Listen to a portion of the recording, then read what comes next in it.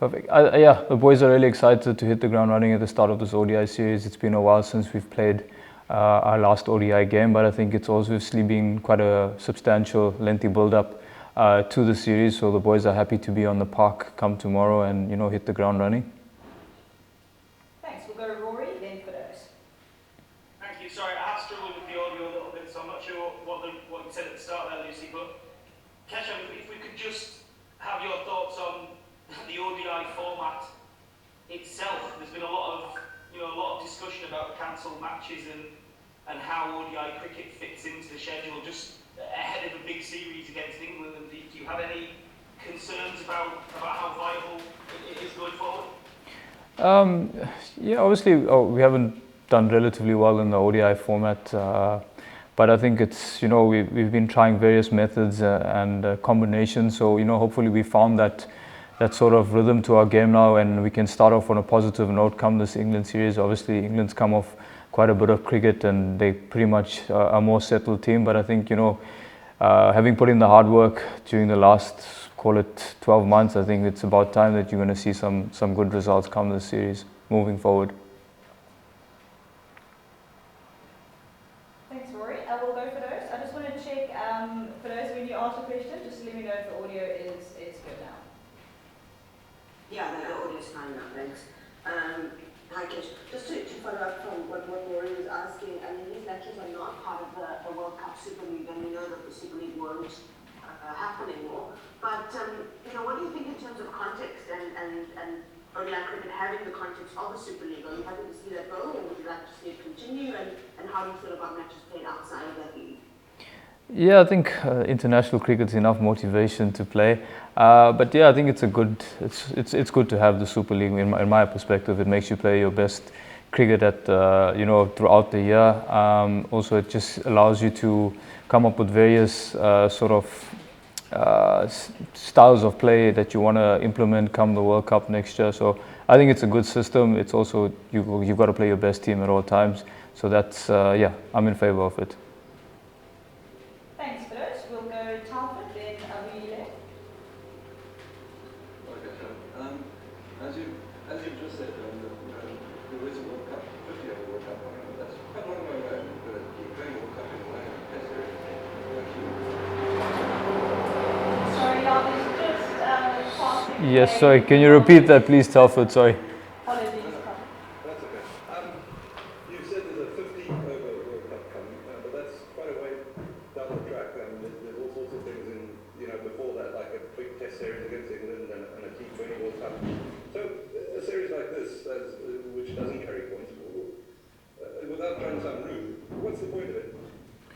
Yeah, I think it's important for us as more especially as an ODI unit to keep playing together. I think the more you play, the better you get, the better you can work on combinations and things like that. I mean, at the end of the day, it's still an international cricket game, so it's enough motivation and build up towards series that do count for points. So I think I'm in favor of it, and I'm so glad that we are playing it, building up towards an important summer for us and year, and probably the next 2 years ahead of us. There's a lot of ICC events coming up, and it's a nice way, like I said, to find the combinations that you want and want to play going forward.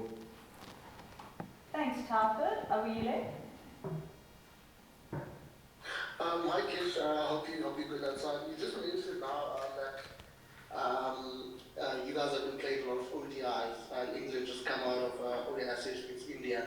Obviously, you're going to have some tight legs. Do you think that you guys are going into the series looking to capitalize on that, looking to capitalize on England having they just played against India? Do you think that you can use that to your advantage? Yeah, definitely. I think there's two sides to look at it. Obviously, they found a combination. They've been playing cricket more so than us at the time. But I think it is a point that we can try and sort of capitalize on and build some confidence in this ODI unit. Obviously, our results haven't really gone our way, but it's a nice way to build that confidence and filter in towards ODI cricket up until the World Cup next year. Thanks. Wahid, thank you.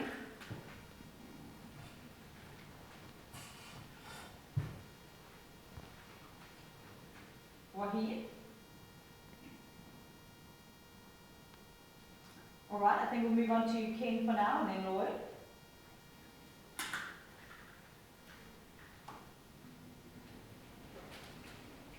Hi, Lucia, we can hardly hear you, but I think you said it's me now. How's it, KESHAV? The last time South Africa played at Chester the Street was in the World Cup against Sri Lanka 2019. And the Proteas team has really enjoyed conditions there, bowling Sri Lanka up to 203. Is it looking likely that similar conditions for tomorrow, bringing your pace bowlers into play? Sure, it's a hard one to gauge right now, although the summer, it's been quite hot since we've been here. It actually feels like we're back home in South Africa, but I think the decision hasn't been made as yet. I think the coach and the selectors will make that plan accordingly, and yeah, then we'll take it from there.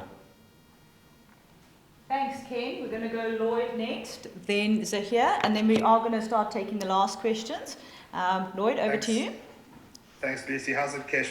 Can you just talk a little bit about the dynamic of the stand and captaincy? I suppose there's not really time or scope to kind of put your own stamp on the team in terms of philosophies and things like that. So is it a case of being aware of what has been started under Temper and then trying to facilitate that growth as much as possible over the next little while, or is there scope for you to kind of put your own stamp as a leader on this team? Yeah, I think obviously it's just to pick up where Temba's left off. We know our philosophy and strategy as a unit, so it's about filtering that into the current series, and obviously on the field it might be a little bit different, but yeah, I think as a whole it's just to lift off where Temba left us. Thanks, Lloyd. Before we go on to Zahir, just to answer Talford's question there about an update on Quinny's fitness, he is available for selection tomorrow. Zahir? Kesh, although this series doesn't count for any points, but South Africa never won a white ball series in England. You guys aware of that? And how much motivation does that actually play in a series like this, where you don't go to England very often?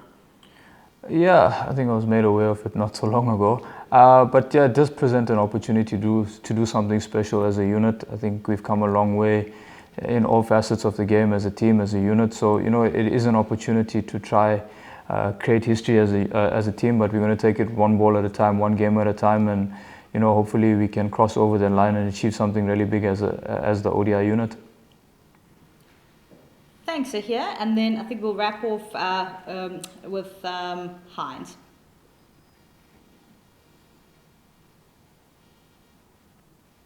Thanks, Lucy. Hi, Kesh. It's obvious that you guys will have to fight fire with fire from a batting perspective, because of the type of cricket that England play, for the past almost, 8 years almost. But just from a bowling perspective, I wanted to hear, given the way that England invariably bat, as attacking as possible, how tempting is it as a bowling attack just to go full out and fight fire with fire, just to not worry too much about the economy rate, but, just take wickets and, for example, bowl them out for 250 and 40 overs? Or do you believe that you guys, or there's still a place, to be more measured, to actually have periods of control interspersed with, attacking and that type of thing? Yeah, I think it's a good question. I think we can see how England play. They do the positive approach, but having said that, if conditions allow us to be a bit more aggressive at them, then so be it. But if not, we're going to try to be smart in the way we sort of marshal ourselves on the field and combat England with our game plan. So yeah, I think it's all about the assessment on the day, on the pitch and the overhead conditions to see what we can do to negate their batters. Thanks, Heinz. I see Johan has chipped in there. We'll conclude the press conference with Johan's question. Hi, Kesh. England's got a long lineup, batting lineup. What will be key? Yeah, they do have a lot of all-rounders towards the middle to lower order, and they bat quite deep. I think it's just about doing the simple basics within our game plans, and the thoughts and plans that we've come up with. We just need to make sure we execute them, and we're thinking on the day and adapting to conditions really, really quickly.